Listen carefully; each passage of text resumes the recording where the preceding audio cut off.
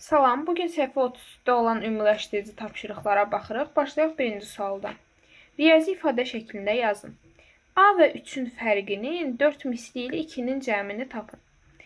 Deməli, gəlin yazaq. A və 3-ün fərqinin 4 misli.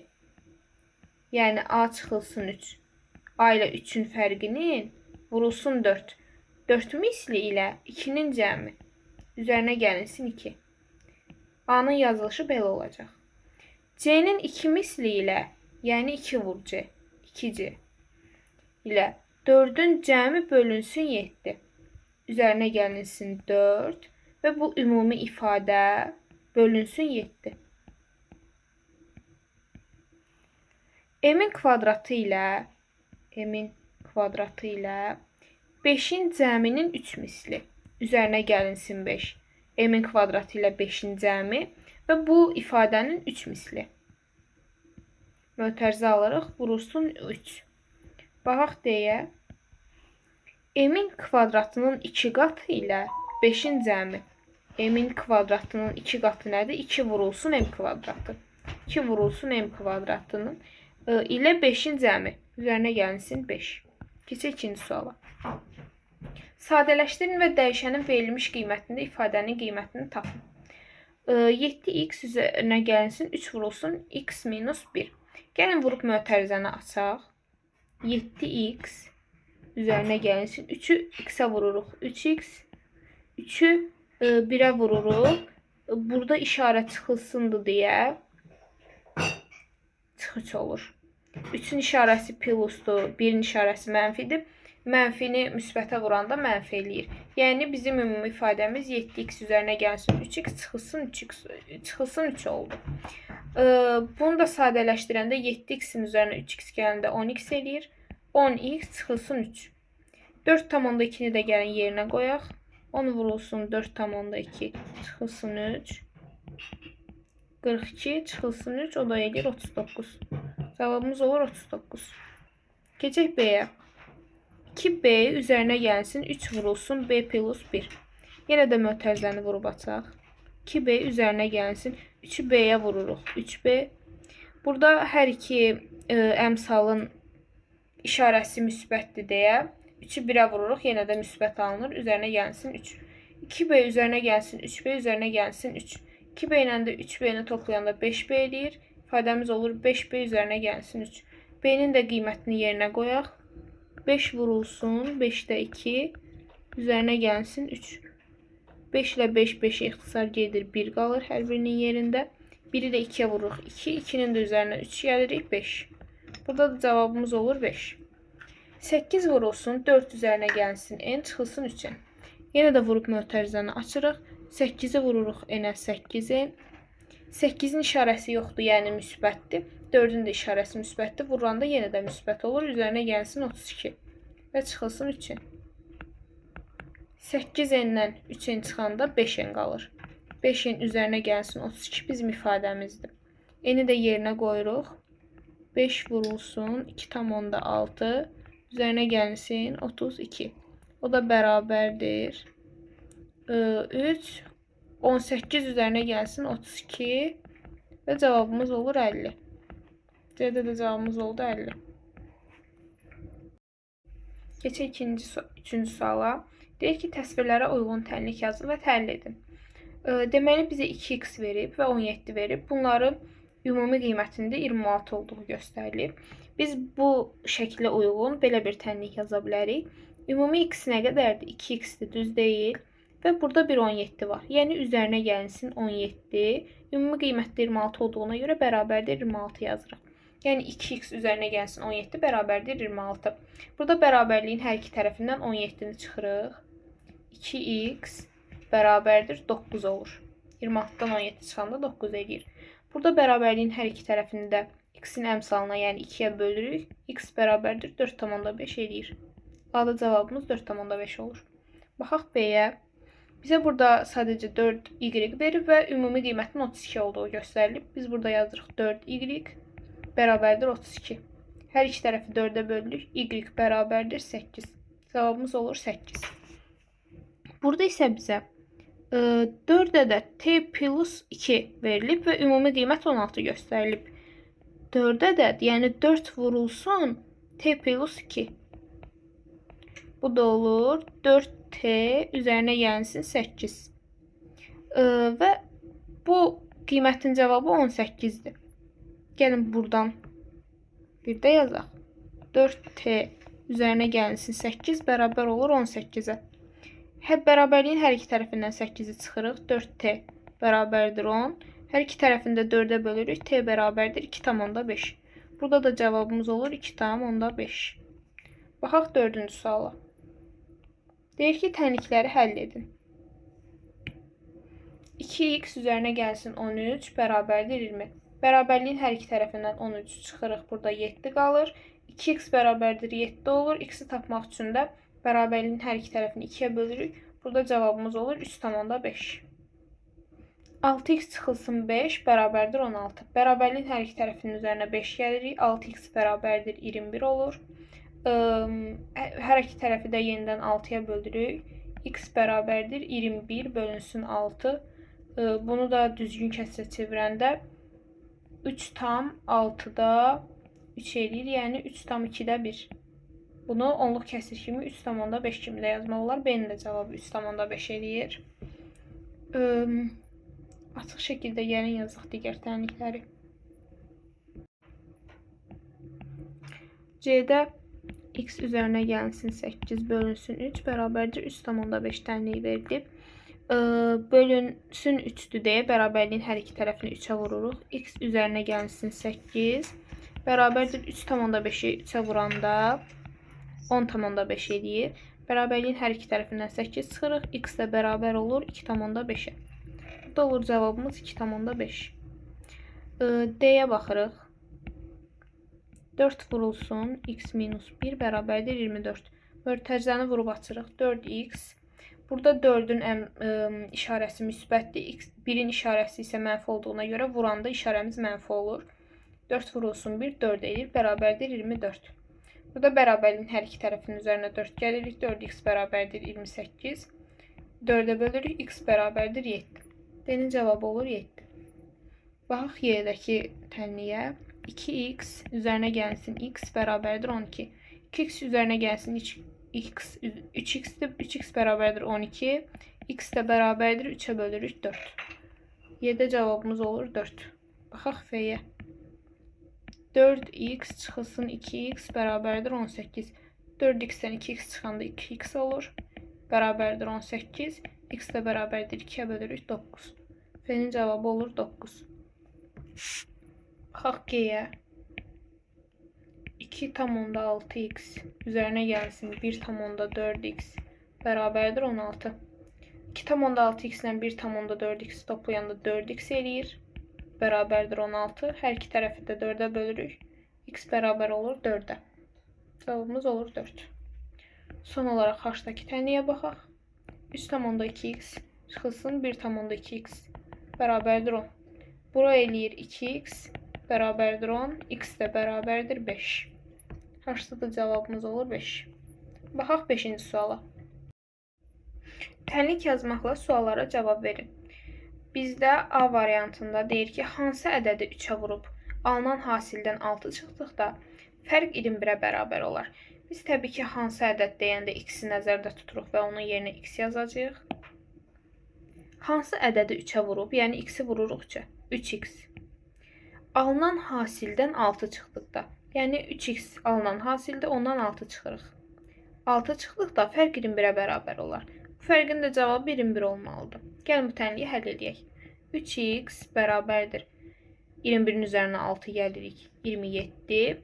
27-ni də 3-ə bölürük 9. Onun cavabı olur 9. O hansı ədədimiz bizim 9 olur. Baxaq B-yə. Bizə deyir ki, hansı ədəddən 4 çıxıb, yəni o x-dən 4 çıxıb, alınan fərqi 5-ə böldükdə. Alınan fərqimizi bölürük 5-ə. Cavab 7 alınır. Bərabər edirik 7-yə. Bərabərliyin hər iki tərəfini 5-ə vururuq. X çıxılsın 4 bərabərdir 35. Hər iki tərəfinə 4 gəlirik. X olur 39. Burada da o hansı ədədimiz olur 39. Şəkildə verilənlərə görə düzbucaqlının perimetrini hesablamaq üçün riyazi ifadə yazın və onu sadələşdirin. Biz düzbucaqlının perimetrini n ilə uzunluğu toplayırdıq, cəmi vururduq ki, elə tapırdıq. Yəni P bərabər olurdu. Bizim n-imiz nədir? A. Uzunluğumuz nədir? 3A. Bunların cəmi vurulsun 2 şəklində olurdu, düzdür? Biz riyazi ifadəni gəlin sadələşdirək, mötərizəni vurub açaq.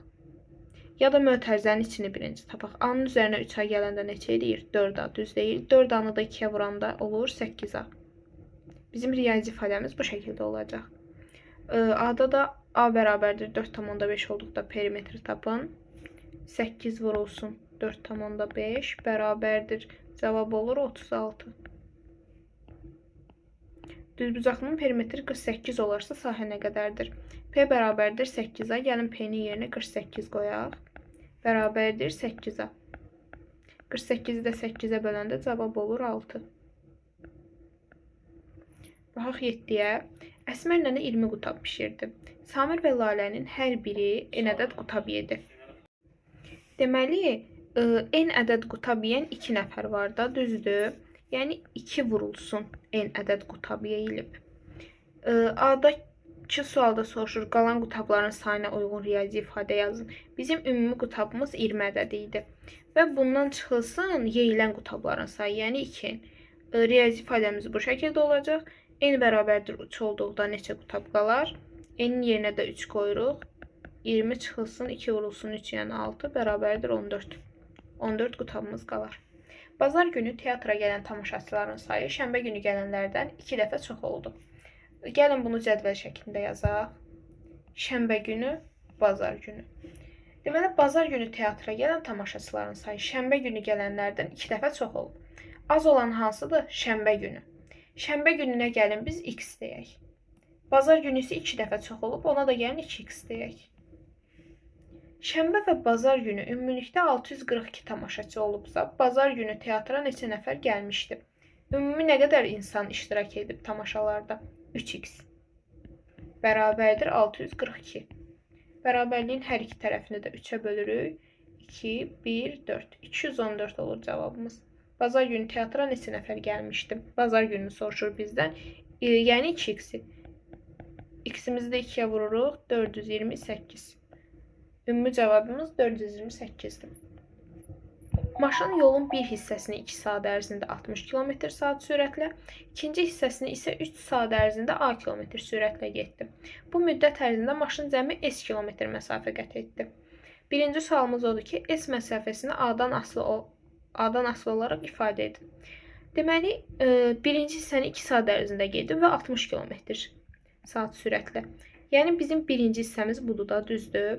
2 saat ərzində 60 km sürətlə getmişik. Yəni 2 vurulsun 60. Bu məsafə 120 kilometrdir. Birinci hissəmiz 120 kilometrdir. İkinci hissəmizi verməyib bizə. İkinci hissəni isə 3 saat ərzində A kilometrlə gedib. Yəni bizim ikinci hissəmizdə 3 vurulsun A olacaq. 3 vurulsun A kilometr. Bizim ümumi məsafəmiz bu müddət ərzində maşın cəmi S kilometr məsafə qət edib. Bizim cəmi məsafəmiz isə S kilometrdir. Yəni 120 üzərinə gəlsin 3A kilometr S kilometrə bərabərdir. Yəni 120 üzərinə gəlsin 3A S-ə bərabərdir. Deyir S məsafəsini A'dan asılı olaraq ifadə edin. S bərabərdir 120 üzərinə gəlsin 3A. A bərabərdir 70-75 olduqda bu məsafəni tapın. Gəlin A-nın yerinə 70 qoyaq. 3 vurulsun 70. 210 eləyəcək. 330. 120 üzərinə gəlsin. 3 vurulsun indi 75 qoyaq. 225 toplayanda da 345. Sonraki cavabımız da olacaq 345. S bərabərdir 360, 390 olması üçün maşın yolun ikinci hissəsini hansı sürətlə getməli idi? Burada da S-in yerinə 360 və 390 qoyuruq. 360 bərabərdir 120 üzərinə gəlsin 3A. 120-ni hər iki tərəfdən çıxırıq. 240 bərabərdir 3A. 3-ə bölürük. A bərabərdir 60. Yox, 80. İndi s-in yerinə 390 qoyaq. 390 bərabərdir 120 üzərinə gəlsin 3-a. Hər iki tərəfdən yenə də 120-ni çıxırıq. 270 bərabərdir 3-a. 3-ə də bölürük. A da bərabər olur. Burada da 90-ı. Keçək 10-cu suala. Əli mebel mağazasında işləyir. Onun həftəlik əmək haqqı 200 manat və əlavə olaraq satışdan daxil olan məbləğin 2% kimi hesablanır. Gəlin Əlinin həftəlik olaraq ümumi qazandığı pulu Y kimi ifadə eləyək. O onsuz da 200 manat həftəlik alır. Yəni 200 plus. Amma əlavə olaraq satışdan daxil olan məbləğin 2%-ni də alır. Satışdan daxil olan məbləği də gəlin x kimi götürək. 2%, biz faizi necə ifadə eləyirdik? Məsələn, 80% isə 2 vergül o tərəfə gedirdik, 0,8 kimi yazırdıq. 5% isə məsələn 2 vergül gedirdik, 0,05 kimi yazırdıq. Bu 2%-də necə yazacağıq? 0,2 kimi. Bunu onsuz da bilirik. X-i də bu faizə vururuq. Yəni 0,2 vurulsun x. Bu Əlinin həftə üzrə ümumi qazandığı puldur. Deyir, Əlinin həftəlik əmək haqqı Y ilə. Satışdan daxil olan məbləğ isə x ilə işarə edilərsə, onun əmək haqqı hansı düsturla tapmaq olar? Biz bunu tapdıq təbii ki, bu yox, bu düsturla hesablamaq olar. Həftəlik satış 4000 manat təşkil edilərsə, Əlinin əmək haqqı nə qədərdir? Həftəlik əmək haqqımız bizim nə idi? Y. Y-in yerinə gəlin 4000 yazaq. Bərabərdir. 200 üzərinə gəlsin 0,2x. Gəlin bu tənliyi hesablayaq. Hər iki tərəfdən 200 çıxırıq. 3800 bərabərdir 0,2x.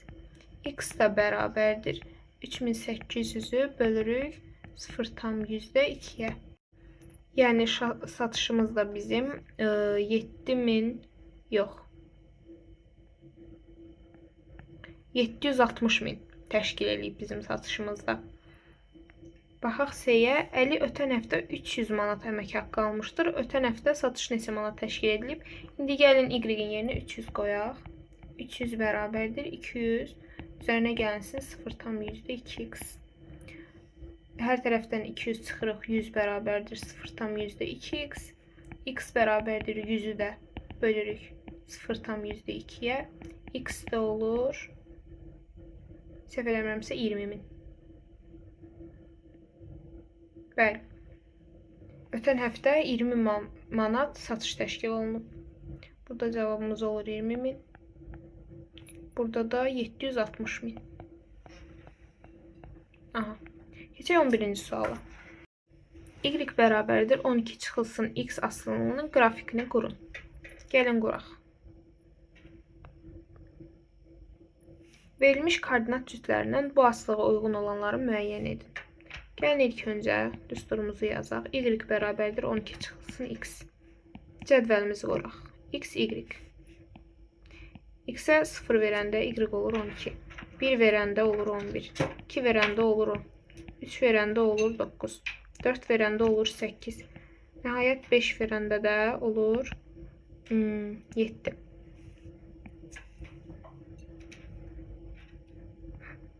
Bu x oxumuz, bu da y oxumuz.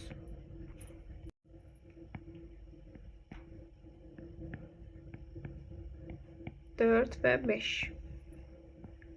1, 2, 3, 4.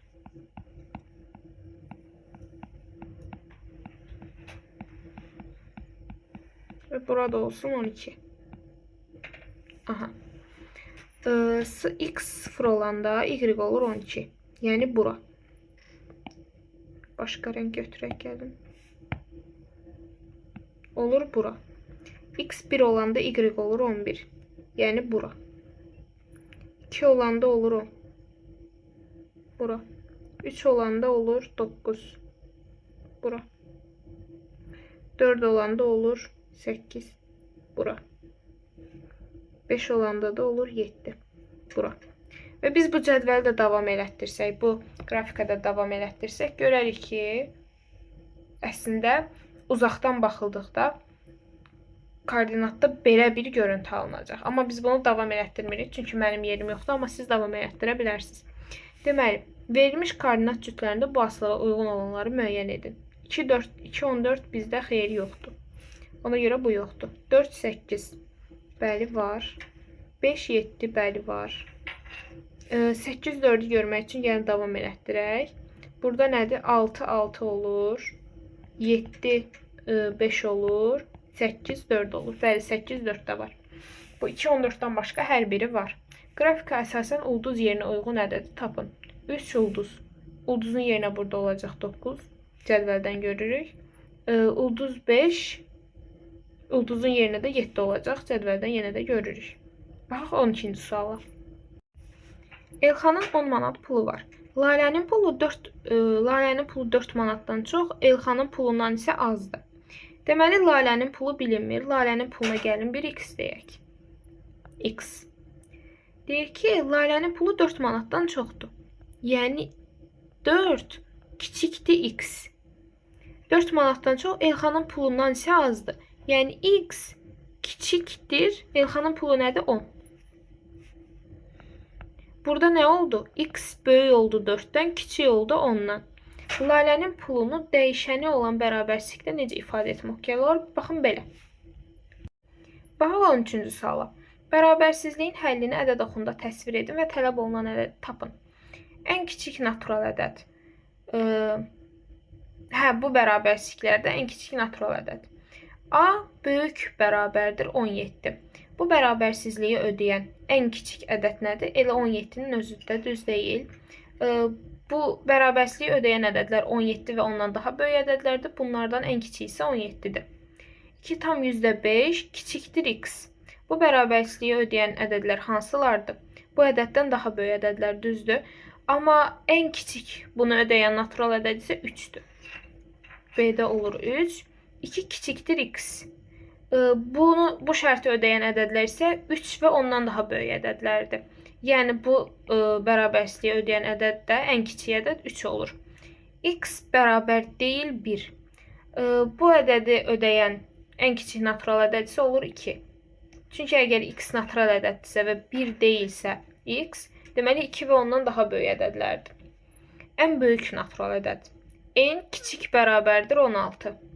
Bu ədədi ödəyən ən böyük natural ədəd elə 16'nın özü olur. Çünki bunun həlli 0, 1, 2 və 16'nın özünə kimidir. Bunlardan ən böyüyü də 16 olur. 18 böyükdür A. Bunu ödəyən ən böyük natural ədəd 17'dir. Çünki burada həll necə gedir? A'nın həlləri 0, 1, 2 və 17. Ən böyük olur 17. 21 tam onda 1 böyük bərabərdir B. Burada B'nin həlləri nədir? 0, 1, 2 natural olduğuna görə 0 olmur. 1, 2, 3 və nəhayət 21'in özü. Ən böyük soruşduğuna görə də biz burada cavab olaraq götürürük 21'i. Son olaraq baxaq 14'ə. Kvadratın tərəfi x santimetrdir. Gəlin kvadratımızı çəkək. Düzbucaqlının uzunluğu bu kvadratın tərəfindən 5 santimetr. Gəlin bir düzbucaqlı da çəkək. Deməli, kvadratın hər bir tərəfi x-dir. Düzbucaqlının uzunluğu bu kvadratın tərəfindən 5 cm, eni isə kvadratın tərəfindən 2 cm böyükdür. Deməli, uzunluğu bu tərəfdən 5 cm böyük oldu, x üzərinə gəlsin 5. Eni isə 2 cm böyük oldu, yəni burada oldu x üzərinə gəlsin 2. Düzbucaqlının perimetrini hansı düsturla hesablamaq olar? Gəlin hesablayaq. P bərabərdir n və uzunluğu toplayırıq. X üzərinə gəlsin 5. Üzərinə gəlsin, x üzərinə gəlsin 2. Vurulsun 2. Gəlin buranı da hesablayaq. X'lərin üzərinə, x'ləri bir-biri ilə toplayanda 2x eləyir. Davamını hardan yazaq? Elə bu şəklin üzərinə yazaq. Bərabərdir 2x. Üzərinə gəlsin 5 ilə 2'ni də toplayanda 7. Vurulsun 2. O da bərabərdir. 2'ni 2x'ə vururuq 4x. Üzərinə gəlsin 7'ni 2'yə vururuq 14. Bizim perimetri tapma düsturumuz 4x üzərinə gəlsin 14 olacaq. Hansı düsturla hesablama olar? Dediyimiz kimi P bərabərdir 4x üzərinə gəlsin 14. Kvadratın tərəfi 7 cm olarsa düzbucaqlının perimetri neçə cm olar? Kvadratın tərəfi nə idi? Bizim x-imiz. Gəlin x-in yerinə 7 qoyaq. 4 vurulsun 7 üzərinə gəlsin 14 bərabərdir. 28 üzərinə gəlsin 14 bərabərdir. Cavabımız neçə olur? 42. Neçə santimetr olar? 42 santimetr olar. Son olaraq qlobal istiləşmə olan hissədəki məsələlərə baxaq. Qlobal istiləşmə bəşəriyyətin üzləşdiyi ən ciddi problemlərdən biridir. Bu, əsasən insan fəaliyyətinin nəticəsidir. Qlobal istiləşmə dünya okeanında suyun səviyyəsinin artmasına, yer səthinə düşən yağıntı miqdarının dəyişməsinə, bütün yer üzündə isti hava şəraitinin hökm sürməsinə və səhra ərazilərinin artmasına gətirib çıxara bilər. Alimlərin müşahidələrinə əsasən 1960-cı ildən etibarən yer üzərində təqribi orta temperatur artımını müəyyən düsturla ifadə etmək olar. Orta temperatur artımı 1960-cı ildən sonra keçən 10 illiklərinin sayının 0,1-ə hasili ilə 0,5-in cəminə bərabərdir. Məsələn, 1980-ci ildə 1960-cı il ilə müqayisədə temperatur artımı belə tapmaq olar. Deməli, 10 illiklərin sayını biz bu düsturla tapırıq. İndiki ilimizi əvvəlki ilimizdən çıxırıq və ona bölürük. Beləliklə 10 illiklərin sayını tapmış oluruq. 10 illiklərin sayını da 0,1-ə vururuq və üzərinə 0,5 gəlirik və temperatur artımını, temperatur fərqini tapmış oluruq. Baxaq birinci məsələyə. Deyir ki, orta temperatur artımını T ilə 1960-cı ildən keçən 10 illiklərin sayını x ilə ifadə etməklə T-nin x-dən asılılıq düsturunu yazın. Deməli, orta temperatur artımını T ilə işarə edirik. T bizim bərabərdir 1960-cı ildən keçən 10 illiklərin sayını x ilə. Bizim indiki ilimiz bizim nədirsə, onu 1960-dan çıxıb ona böləndə bizim 10 illiklərimizin sayı x olub. X vurulsun. 10 illiklərimizin sayı vurulsun 0,1, üzərinə gəlsin 0,5. Bu bizim olur düsturumuz. Asılıq düsturumuzu yazdıq. X vurulsun 0,1, üzərinə gəlsin 0,5. 2020-ci ildə 1960-cı ilin müqayisədə temperatur artımı nə qədər olmuşdur? Gəlin tənliyimizdə bunu yerinə qoyub yazaq. X-in yerində nə olur? Gəlin birinci x-imizi tapaq. 2020 çıxılsın 1960 bölünsün 10. 2020-dən 1960 çıxanda neçə eləyir? 60. 60'ı 10'a bölürük. 6. Keçən 10 illiklərimizin sayı 6'dır. Yəni 6'nı da bu tənlikdə yerinə qoyaq. 6 vurulsun 0,1, üzərinə gəlsin 0,5. Bərabərdir. Bura olur 0,6. Üzərinə gələndə də 0,65. Bizim dərəcə fərqimiz, temperatur artımı bu qədər olmuşdur. 0,65. T-nin x-dən asılılığına əsasən 2040-cı ilə qədər 10 illiklər üzrə cədvəl tərtib edin və qrafik qurun. Gəlin quraq. Bizim düsturumuz nədir? T bərabərdir. X vurulsun 0,1, üzərinə gəlsin 0,5. Asılı olanımız T'dir, asılı olmayanımız isə x-dir. X bizim elə x-imiz olur, amma y-imizdə T olur. Bura gəlin T yazaq. X-ə gəlin 0 verək, nə olur? T'miz olur 0,5. 1 verək, nə olur? 0,15. 2 verəndə 0,25. 3 verəndə 0,35. 4 verək olur 0,45. Və biz bu cədvəli 2040-cı ilə qədər olan 10 illiklər üzrə qururuq.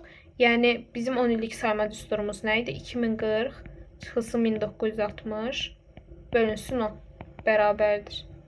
Burada nədir? 80. 80'i bölürük ona 8. Yəni biz 8'ə qədər bu cədvəli qururuq. 5 olanda 0,55, 6 olanda 0,65, 7 olanda 0,75 və 8 olanda nəhayət 0,85. Gəlin bunu cədvəl quraq buna əsasən.